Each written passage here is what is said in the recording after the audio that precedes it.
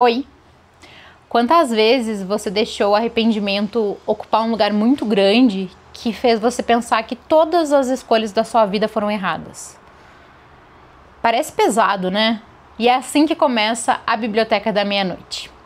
Esse livro inicia com a tentativa de suicídio da personagem principal e a gente vai para dentro da cabeça dela, aonde ela começa a sonhar sobre a vida dela. Ela tá numa biblioteca e dentro dessa biblioteca tá a bibliotecária que trabalhava na escola dela. E nessa biblioteca tem muitos livros.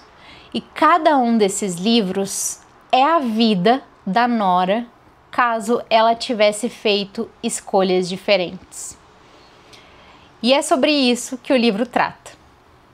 A Nora, ela pode entrar nessas histórias e no momento que ela percebe que essas histórias não são mais para elas, que aquela história não levou exatamente ao lugar que ela pensava, ela pode voltar. Então ela faz uma escolha, ela desfaz uma escolha que ela já fez na vida atual. A partir desse desfazimento ela chega em um novo lugar. Nesse novo lugar ela vê se ela está num lugar melhor ou pior do que a vida atual dela. E ela pode escolher permanecer nesse sonho ou voltar. E caso ela volte, ela pode fazer uma nova escolha para aí, a partir dessa nova escolha, ver se ela chega em um lugar melhor ou não. Basicamente, ela tem a chance de voltar e refazer todos os erros para ver se isso faz com que ela chegue em um lugar melhor do que ela está hoje. E o livro começa com ela desfazendo algumas escolhas e a partir de então a gente vai falar um pouco sobre em que lugares isso levou ela. Em primeiro lugar, ela nota que tá tudo bem ela poder desfazer as escolhas. A questão é que essa mudança de escolhas não necessariamente leva ela a lugares melhores. Por quê? Porque ela pode escolher as ações dela, mas ela não pode escolher as consequências. E isso é muito poderoso, porque a gente pensa muitas vezes em eu poderia ter feito tal outra coisa ao invés dessa.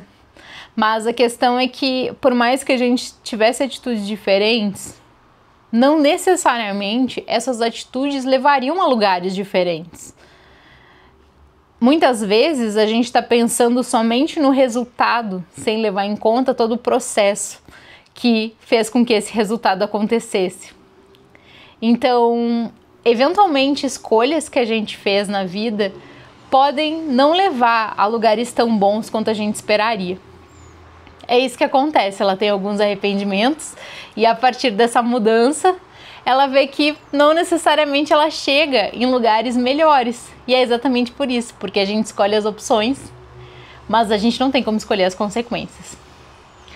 Ela começa também a perceber que muitas vezes o lugar de ser bem-sucedido e de sucesso que acontece na vida dela é metrificado por terceiros e não por ela mesma.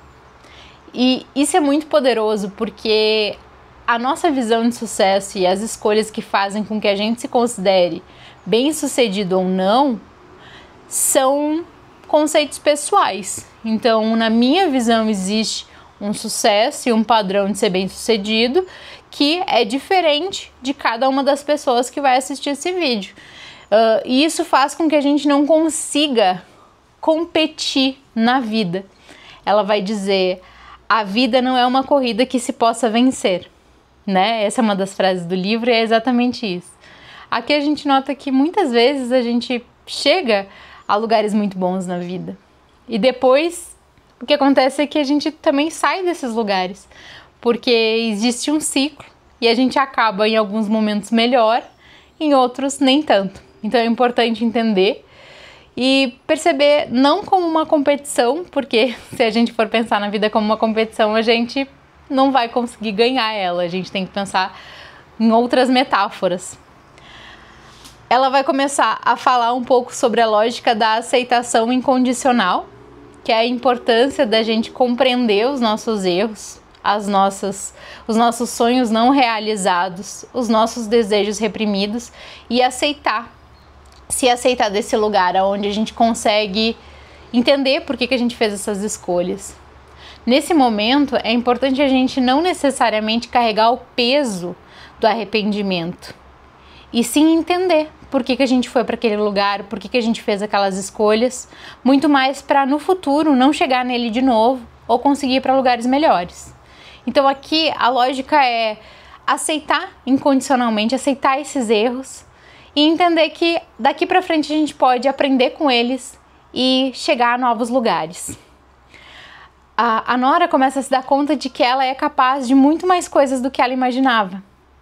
E isso chega ao ponto dela entender a relevância de que o que ela precisa não é necessariamente dos feitos, dos acontecimentos, e sim é o potencial, é a possibilidade dela ir lá e realizar as coisas que ela precisa fazer. Então, ela não necessariamente precisa já ter conquistado. Ela pode só ter o potencial e daí, a partir desse lugar, lutar para conquistar.